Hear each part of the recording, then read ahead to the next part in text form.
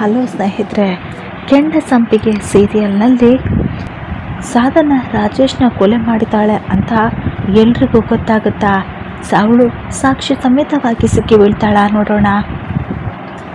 ಸಾಧನ ನಾಯಕರಿಗೆ ಫೋನ್ ಮಾಡ್ತಾಳೆ. ಫೋನ್ ಮಾಡಿ ಮಾತನಾಡ್ತಾಳೆ. ನಾಯಕರು ಹೇಳ್ತಾರೆ ಸುಮನ ಇಲ್ಲಿ ಆಫೀಸ್ಗೆ ಬಂದಿದ್ದಾಳೆ ಅಂತ.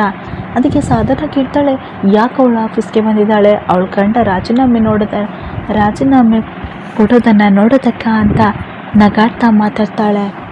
ಅವಳಿಗೆ ವಿಷಯ ಗೊತ್ತಿರೋದಿಲ್ಲ. ಅಲ್ಲಿ ನಡೆದ ಸತ್ಯನ ನಾಯಕರು ಸಾಧನಳಿಗೆ ಹೇಳ್ತಾರೆ. ಅದಕ್ಕಲ್ಲ, ಅವಳಿಗೆ ಸಾಕ್ಷ್ಯ ಸಿಕ್ಕಿದೆ. ಸಾಕ್ಷಿ ಸಮೇತವಾಗಿ ತೀರ್ಥನನ್ನು ನೋಡೋದಕ್ಕೆ ಬಂದಿದ್ದಾಳೆ. ಆ ಸಾಕ್ಷಿನ ತೀರ್ಥನಿಗೆ ಕೊಡೋದಕ್ಕೆ ಬಂದಿದ್ದಾಳೆ. ಅದಕ್ಕೆ ಸಾಧನ ಕೇಳ್ತಾಳೆ, ಸಾಕ್ಷಿನ? ಏನು ಸಾಕ್ಷಿ? ಅದಕ್ಕೆ ನಾಯಕರು ಹೇಳ್ತಾರೆ, ಅದೇ ರಾಜೇಶನ ಕೊಲೆ ಸಾಕ್ಷಿ. ಆವಾಗ ಸಾಧನ ಭಯಪಟ್ಟು ಹೇಳ್ತಾಳೆ, ಏನು ರಾಜೇಶ್ನ ಕೊಲೆ ಸಾಕ್ಷಿ ಸಿಕ್ಕಿದೆಯಾ? ಅದಕ್ಕೆ ನಾಯಕರು ಹೇಳ್ತಾರೆ, ಹೌದು, ಅವನ ಮಗನಿಗೆ ದುಡ್ಡು ಕೊಟ್ಟು ನೀನೇ ರಾಜೇಶ್ನ ಸಾಯಿಸೋದಕ್ಕೆ ಹೇಳಿರೋ ವಿಡಿಯೋ ಫೋಟೋಸ್ ಸಿಕ್ಕಿದೆ.